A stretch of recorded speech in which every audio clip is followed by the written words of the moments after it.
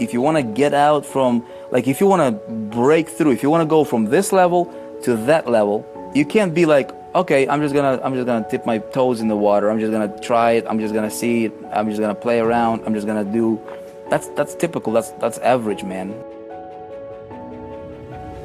What's the journey, man? What's the journey? How can you replicate it? How can you apply some of those principles and ideas? The number one thing that I can sincerely say that absolutely changed everything, I worked on myself first, period. So here's the formula. Learn something new, and then do it and implement it. Against all odds, right? Against, everything, they persevered. I didn't have to be that smart guy that's gonna go out and create all this tech stuff. I had found all of these other hidden loopholes within the eBay system, like alternative ways to make money on eBay. And they did it in this industry. They did it in online marketing. Hey, welcome back to The Journey. Vic Strazius here with you, and I'm fired up. I'm here coming to you from Miami with a special guest that I'm gonna be introducing here in just a moment here. But here we are together live for another episode, another awesome piece of knowledge we're going to be discussing here. Information that you can apply in your business. Hopefully, take your stuff to the next level. Wherever you are right now and where you want to be. Can we help you get there? I got one of the best, probably one of the best, I want to say, jobs in the world, because I get to dissect. I get to go behind the curtain, and dissect success stories. I get to talk to people who are movers and shakers of industries. How did they do it? That's why we put together The Journey. Somebody starts out from zero and becomes a millionaire, becomes multi-millionaire, goes out there and does, 15,000 or 15 million, in sales. How do they do it? And so that's what The Journey is all about. If you are just tuning in, if you did not see any of our previous episodes, and you have no idea who I am, my name is Vic Strazius, and I'm the founder of the 4%. We have a lot of people, over 160,000 members right now. Can you believe that? If you're watching this, if you're in the 4% group, give me that heart or give me that thumb up. Let me know who you are. Let me hear you. We have a lot of fun teaching people how to become successful. So without any further ado, let me introduce to you my special guest today, Adrian Morrison. Welcome to the show, bro. Thanks for having me here. I'm excited. How are you? Doing great. Awesome. It's been fun hanging out with you and your brother here. Mm-hmm. We're in Miami, and I wanted to get your story on The Journey, because you are somebody who is a dynamite, in what you do. E-commerce, Facebook, one of the most powerful Facebook personalities. You were just telling me as we were just walking to the hotel. Check this out, you guys. So as we were just walking down, right? He is like, I was just on the phone with Facebook. Was it compliance or somebody? Yeah. Like Facebook compliance, just chit-chatting about, some things that they're doing. And yeah, they're going to be tying up the knot a little bit about. So this is the kind of people that you deal with. Yeah. Guys like myself, we don't have that luxury. So I want to talk to you about that. But more importantly, Adrian, I want to talk to you about your journey, right? How did it start? What were some of the mistakes? What did you do? What are you doing now that's working? And then we're just gonna banter back and forth. Yeah. See how, I want to get as much value from this as possible, because I know there's people from all walks of life, all different, backgrounds and experiences are watching this. Let me see, how many of those people can help, because I know one idea sometimes can help you a millionaire. It can help you become a millionaire. Absolutely, yeah. Who is Adrian Morrison right now? What are you doing right now, bro? So right now what I'm doing is I call it an e-commerce empire. Yep. And we have drop shipping stores. So we do e-commerce a lot different than people traditionally view e-commerce. So we sell little products, both from the US and from all the way from China, and we drop ship them. So we have no inventory, we have no stock, none of that stuff. And I use Facebook ads and a platform called Shopify to source the products and get traffic to sell those products. A lot of people that are teaching this stuff, they're basically regurgitating information that they learned from you. That's what I hear a lot. True or false? I would say that there are a lot of successful entrepreneurs doing e-commerce now that are teaching a lot of methods that I taught them, yeah. Yeah. So were you one of the first to the e-com space, would you say? I wouldn't or say, did you just do it better than the rest? I wouldn't say that I was the first to the e-com space. I would definitely say that when I got here, I had a very different approach that kind of had this huge, massive sizzle, and everybody started, seeing that, hey, there's a different way, there's a better way to do it that allows people to see and realize more success. Yep. Author, sold, how many books you sold? Around 250,000 books. Okay, you're on TV, you're doing infomercials. Yeah, we did an infomercial for about 3 years with a phenomenal host by the name of Forbes Riley. She's very well known on the HSN network. And it was all about social media, Facebook marketing. I've been doing social media marketing since MySpace, and a lot of people may not even remember MySpace that are watching this, but I was marketing on MySpace and Google AdWords back in the day. Right. So that's where your life is at right now. How did it start? How long ago did you? I would say probably just over a decade ago I started, right when I was in college. I went to the University of Mississippi, it's better known as Ole Miss, and my goal was to be an attorney. I was supposed to go to law school, but I honestly never stood a chance of getting into law school. I'm a straight D and F student at best through, I would say, since 4th grade, since I was about 10 years old, I was diagnosed with ADD, and I was put in special classes in 5th and 6th grade, slow reader, terrible at math, and I was pretty much destined to be broke my entire life. I flunked the LSAT 3 times, didn't get accepted to any law schools, and I had no idea what I was going to do with my life. And my brother actually mentored me and got me into internet marketing. I went in my own direction with Facebook and e-commerce and t-shirts and stuff, and went on to sell millions and millions of dollars worth of product online. It's been a really amazing journey. What was your first breakthrough that you remember? What was that? Was that selling e-commerce? Was that selling digital? Have you ever sold like affiliate products as digital products? Yes. Give me that. I'm looking for that first breakthrough of it, because that's where people, if they can have that first breakthrough, they can, they can multiply it, right? Yeah. They can scale it. I actually remember the first time I made a sale online. I was marketing affiliate products. Yep. I started out marketing credit cards for the banks, and another big affiliate program I marketed was Netflix. And I was with my girlfriend in Salt Lake City, Utah, in Park City, Utah, and I was snowboarding, snow skiing for the first time. And I remember I had set some ads up online, and like most people, I was quite skeptical about it. I'd seen other people have success. I mean, my brother had massive success with it, and I was like, could it really happen for me? I'm a DNF student. Like, I've never really succeeded at much of anything. So you didn't really believe that it could happen to you?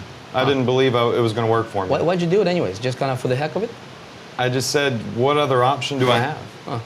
I mean, I can't get into law school, and I don't want to work for minimum wage. I had a job at a car wash for $5.15 an hour washing cars on the side of the highway in Jackson. So I said, I'm going to give this a shot, because heck, if I could make $50 a day, that's 5 hours of washing cars actually that's 10 hours of washing cars in the beating sun. I said I was terrible at math. And I remember I checked my phone about 3 days after I set my first ad live, and I had a smartphone, like right when you could first get the internet on the smartphones. And I made one sale. I made $45, and I was like, oh my gosh, I just made $45 while I was snow skiing. I mean, I work for $5 an hour. It takes me 9 hours to make that much. And that was a massive breakthrough. I got obsessed with it. All I could think about was, how can I make another $45 and compound on that? You said the word, I think it's key, and it got a negative connotation to it, and it's obsessed, right? So you literally, you went like, laser-like focus. Yes. And was there any doubt from that point on, or were you like, dude, I got it, I'm gonna do it again, let me just, I'm gonna be at it until I didn't know that I had it in terms of doing 7 and 8 figures in marketing. Yeah. I knew that I had found something that would allow me to, make good money. Right. And I wasn't even sure how long it would last or where it would go, right? It was all so new. And I did become obsessed with it in a way that I said, I see the potential, and if I can do this, it's going to change my life. Right. And so, yeah, I gave up video games. I was huge on Xbox and Call of Duty and all those games. And I said, I'm going to turn this into my video game. I'm going to see how many commissions I can get every day. I'm not going to go with my friends to parties. I wasn't in a fraternity or anything like that. I spent my weekends and my nights doing online marketing and trying to get more commissions with affiliate products before I transitioned over to e-commerce. Wow. How did you scale it? So I started out with Google AdWords, and they have so many restrictions and people could bid over you. There's this system, somebody's on top. Yeah. He who is on top is going to get the most. Around about a year after I got into all of this is when Facebook started allowing marketing. And what I really liked about Facebook was that their ad system doesn't put somebody on top. Like, your ad is always showing to somebody somewhere. And Facebook started growing that 500 million users to 1 billion users. So my business really scaled when I started pushing Facebook ads. And I was able to reach everybody, target very specific demographics. And it took me from an affiliate that made $500 a day to someone who's done upwards of $45,000 a day. So you started to master or figure out Facebook while it was still a baby, right? Yeah. Early stages of the Facebook advertisements and things like that. How important is that, do you think, to an entrepreneur, to be able to spot opportunities, waves of new opportunities that are coming in, such as Facebook platforms, right? And learn it early a stage before it gets massive like Facebook is getting to right now? I think there's two ways you can look at it. Number one is, if you're the first there, the great thing is you get to grow with the platform. You're never playing catch up. Yeah. So I don't have to catch up on everything that's happened. I grew with the platform from the very first day they allowed ads, and that was huge for me.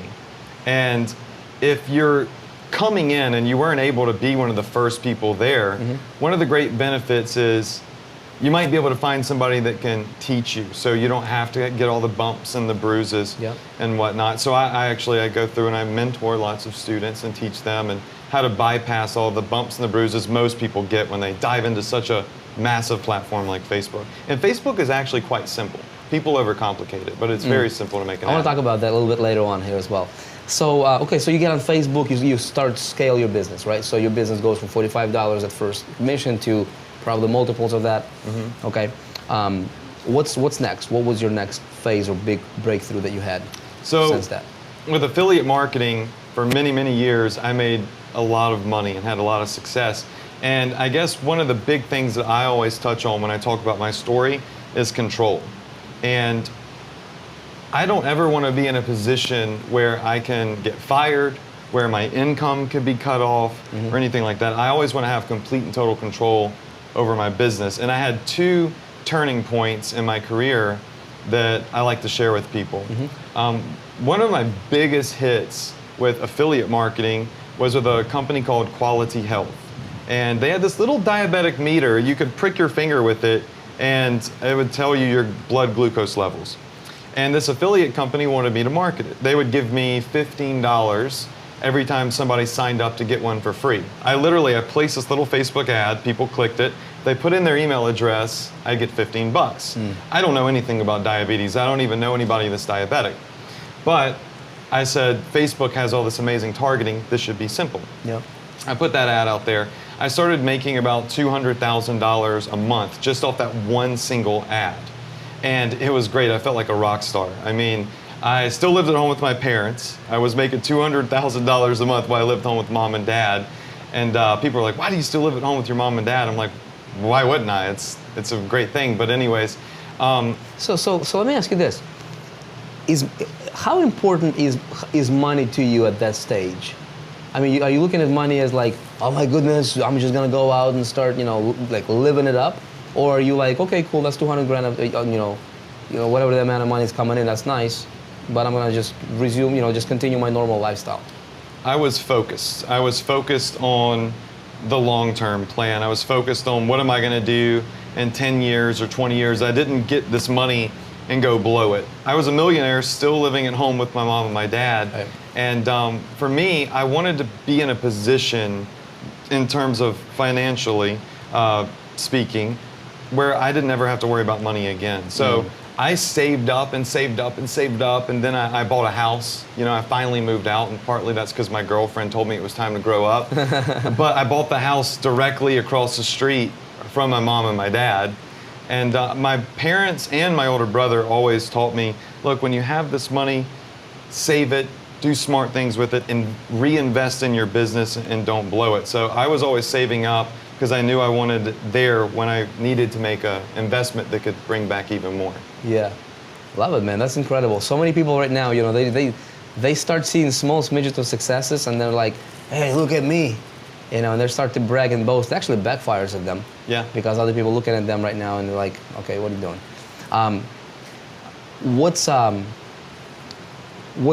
What happened next? Yeah, so I was really rocking out with this offer, and one day my affiliate manager called me. His name was Ian, and he said, Adrian, we love you, you're great, we've sent you awards, you're our top affiliate, but here's the thing, man, we're shutting down this affiliate offer, and you know, that means your ads by tomorrow, you need to shut them off. In other words, the $200,000 a month that you're making, it's gone. Right. And at that moment is when I realized I didn't really have control, right? I had made a lot of money, but what am I going to do tomorrow? How am I going to replace this $200,000? I had no email lists. That was one of the biggest mistakes I ever made. And you'll hear a lot of online entrepreneurs say that. And I had no pivot. So there was like a month or 2 months where I was scrambling around like, oh gosh, I put all my eggs in one basket. Now what do I do? And eventually I started with print on demand products. So you just had one income stream, right?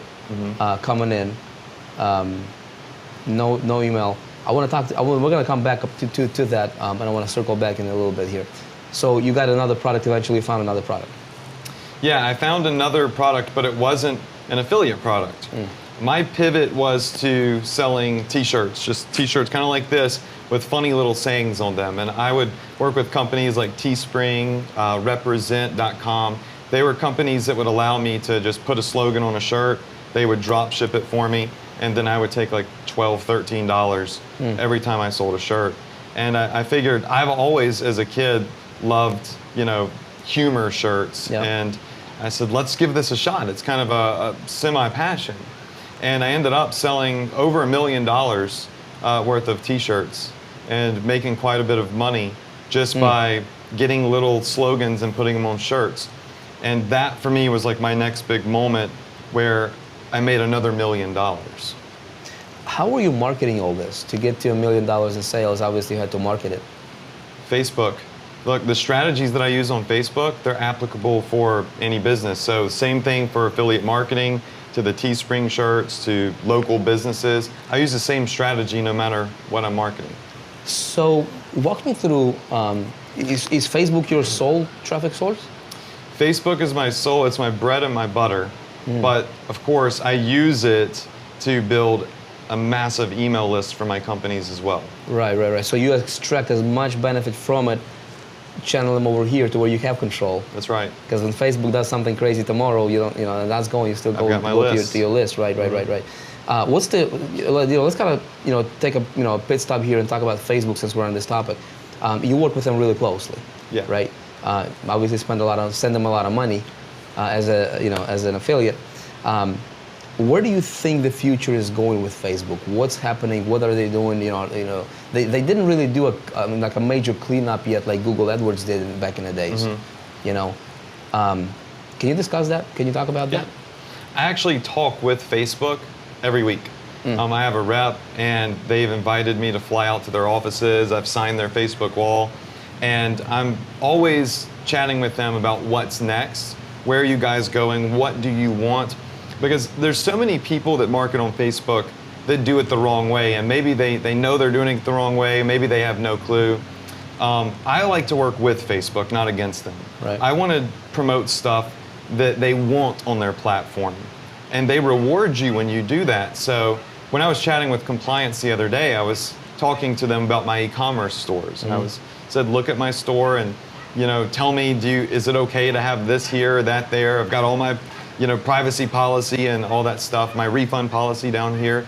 And I think that Facebook has had a major change in the last 2 years.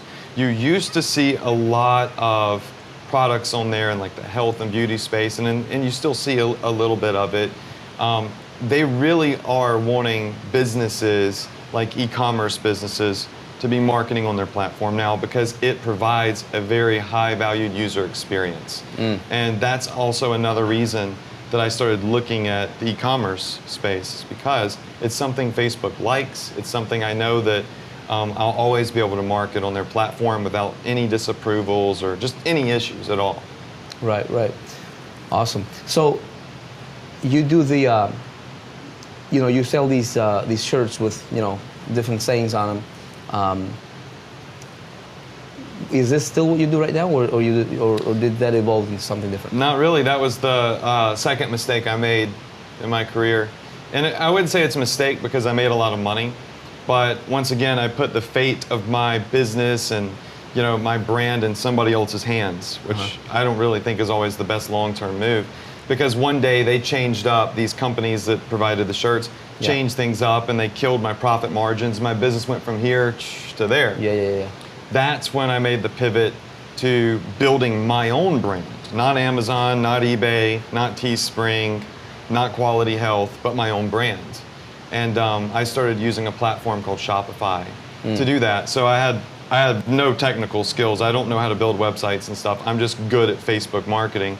And I just started outsourcing little trinkets, like literally little bracelets that cost 60 cents, and selling thousands of them every day, and ended up building this huge brand in 10 months that did $2.4 million and had a brand valuation of $3.5 million. That's incredible. Yeah, and I was in control. You were in control. Now you have multiple, right? Because even though you still one platform, but Shopify is so massive that it's not really going anywhere. Right. But you sell multiple products on that. And I know that you teach Shopify in great detail. Yes. Right. What can you? Let's talk about e-commerce in general, Adrian. Right. Where this whole retail e-com shift that's happening right now. Right. E-commerce is a multi-trillion-dollar a year industry. Yeah. In the United States, I think it's like $9 trillion globally. Where's the future? Is this how things are going to be sold? Is through e-com mainly, or what do you think? E-commerce is the future. Now, e-commerce isn't new by any means. It's been around since I started. But if you look, I saw something online the other day, some statistics. I can't quote it specifically because I don't remember the exact numbers. But it showed companies like Wet Seal and these Sears and everybody some of them are closing down completely, but they've gone from like $24 billion in annual sales to like $6 billion. Whereas Amazon's gone from $8 billion in sales to like $350 billion. Yeah. Right? So people, they don't want to get out anymore. They don't want to go into a store physically, and you get better deals on the internet. So they're shutting down, like they look like ghost towns, and it's because of e-commerce. Yeah. That's just where the future is. It's easier, you get stuff to your front door delivered, and you get better deals online.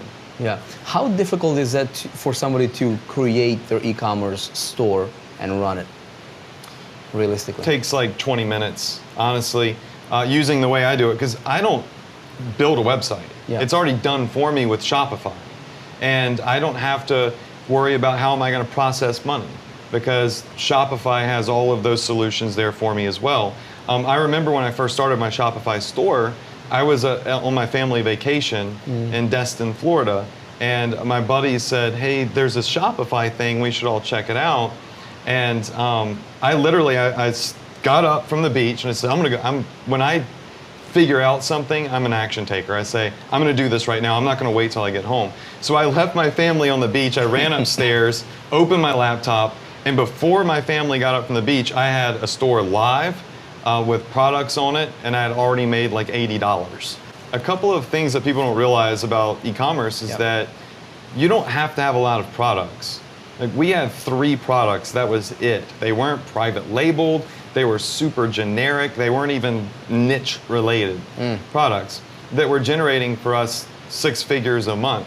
most people think that if you want to have a store, you've got to have all of these products. The more products you have, the more money you make. That is false. So in other words, a lot of people wait until they think that their store is complete Right. before they start marketing it. Exactly. And what you're saying is totally opposite. He's like, dude, you got two or three things to sell, go That's for it. That's all you need. Right. That is literally all you need is 2 or 3 products. And then eventually you can expand on that and you end up having the next big thing. I have a little formula, even though I'm terrible at math, and it's less products plus more focus equals more success. I would rather have one product at a time that's making me boatloads of money than 1,000 different products, some of which don't make me money and some of which make me 1 or 2 sales a day. Because I like to maximize one thing at a time and then move to the next and then to the next. Yep. And so that's what we did. And another thing that I do that's different than most people with e-commerce is I have a store that is, I call them flex stores. They're generic. It's not campergearoutlet.com or baby stuff only. Yep. I found that if you're focusing on one single niche, there's always the sizzle and there's always the fizzle. And if it starts to fizzle, what do? You have to build another store, find another product, and start all over. Right. I built one store, and it sells everything. Grandparent stuff, dog stuff, cat socks. And I have all of this traffic coming to one place, and now I can flex with the market. I'm always selling whatever people want. A lot of the stuff that I sell, I could care less about. See, a lot of people say turn your passion into your profit. I say turn other people's passion into your profit, because you're not selling to yourself. You're not shopping on your own store. So you're like a Walmart, if you will, or like a Macy's or Yes. Nordstrom's. Right. You just supply present the feature of the products. Yeah, whatever's Let there. people get what they want when they come to you. Yeah. Love it. Yeah, because at Walmart you can go buy baby diapers on one aisle. Exactly. A couple aisles down you can go buy firearms. You know. And avocados too. Yes. Talk about Facebook. What's the biggest mistake that you think people are making when trying to market on Facebook right now? I think the biggest mistake people make with Facebook, there's 2 big mistakes actually. Number one is they put too much thought into their ad copy. Nobody reads anything on Facebook. They look at the picture or they watch the video. And the second thing is they worry too much about targeting. Facebook is at a point now where it's so intelligent that I literally do not even target some of my ads. Really? Yeah, I write an ad for a random product. I put it out there to 120 million people in the United States. And I say, Facebook, take the wheel. And Facebook will actually optimize your ads for you. Facebook finds the buyers for me. And people look at my success of my campaigns, they're like, how are you doing that? I mean, because I thought I had to do all this ninja targeting and hit these micro audiences and stuff. Right. And my ads are able to scale and kind of go evergreen, whereas a lot of people's ads, they last for 2 weeks before they're, crash and burning. So you're teaching kind of like almost against the grain, if you will, because everybody's like, go micro, go micro, go micro. And here you are saying go broad and don't care really. Yeah. Right? I would love to get some of your these strategies.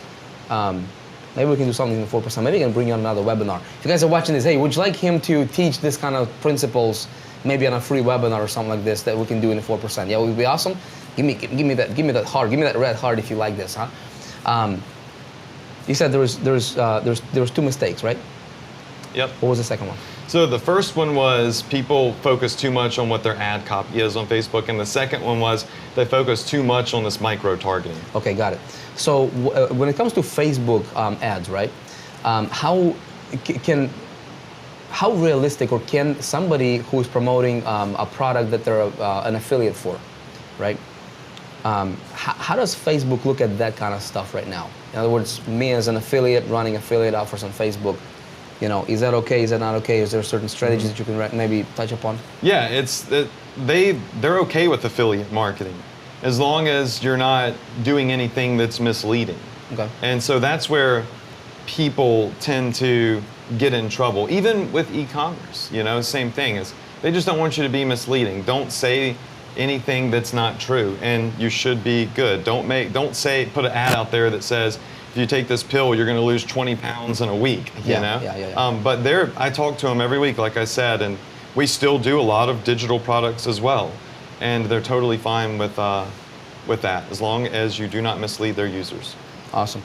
Adrian, what are some of the mistakes? I ask this everybody, all right, on the show. What were some of give me your top 3 mistakes, like the biggest mistakes that you go like, oh man, if I could just go back and fix it, I would fix them in a heartbeat. What are they? Oh man, I've made a lot of mistakes in the past 10 years, but I kind of touched on one of them, and one was I entrusted all of my, success in another company's hands. Yeah. And I finally took control of it. Number 2 was I worried too much about how things worked instead of just doing them. I don't need to know how a computer is put together. I just need to know how to open up the laptop and press the power button. Yeah. And one of the biggest mistakes that I had at the very beginning was I want to know, well, why does this do this? And how does it do this? And I would spend all my time trying to figure out the stuff that doesn't make me any money. A friend of mine once said, Adrian, you don't need to major in the minors. And that's what I used to do. I see a strategy, and rather than questioning every little aspect of it, I just take action and I put it to the test. Another big mistake was I thought in order to make money online and to test a product, I had to spend a lot of money on ads, and well, that's not true.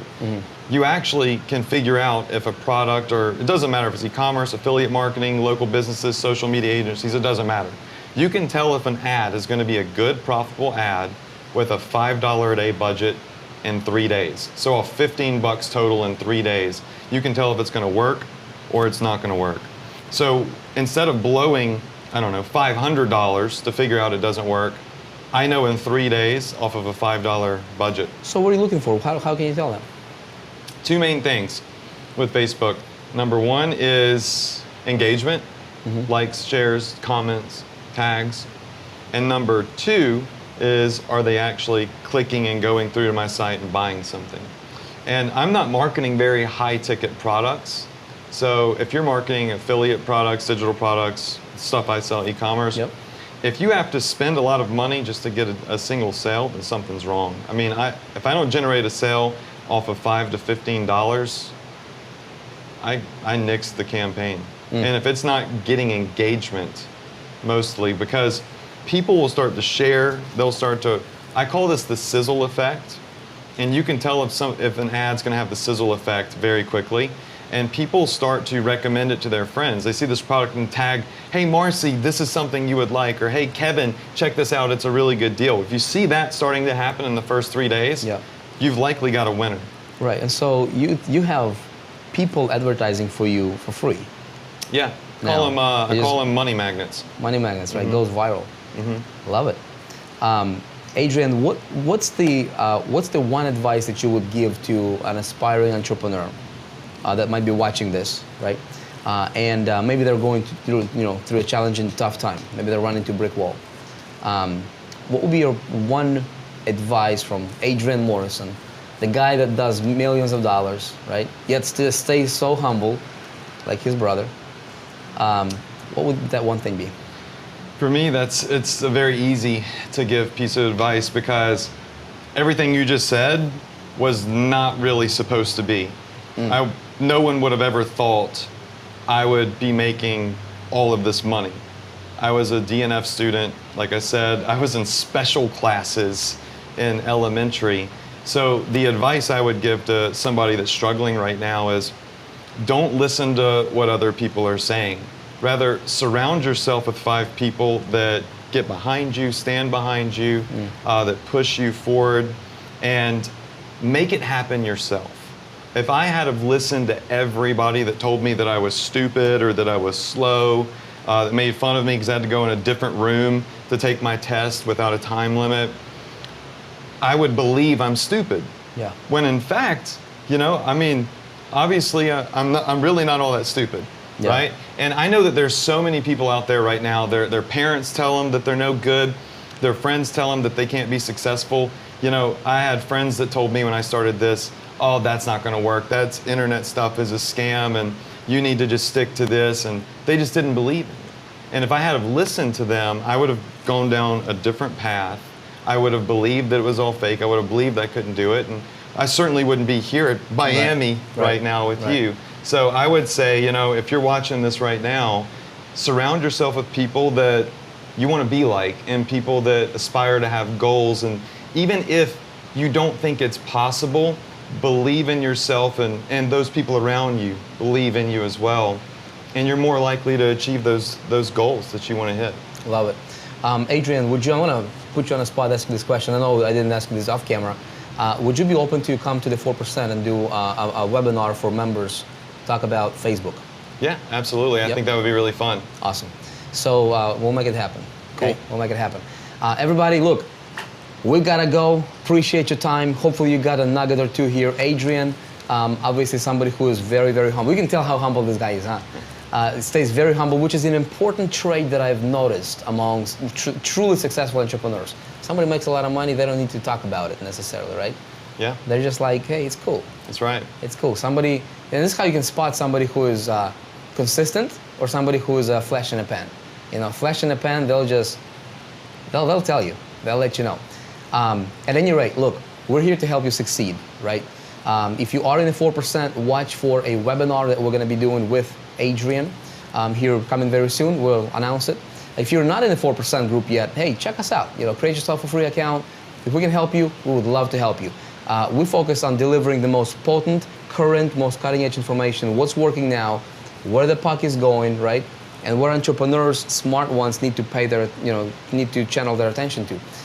Stuff that worked 3 years ago or 5 years ago or 10 years ago, Google AdWords, the overture days are kind of gone right now. They're still there, you can still win and everything, but with technologies like Facebook, with what's happening in the world, why not capitalize on it, right? Why not learn these ideas and strategies and skills to acquire them, to ride these waves, and when you ride this wave, when you're on top of the wave, you're on top of the world, you don't have your financials, so tight that you're like, don't see anything else.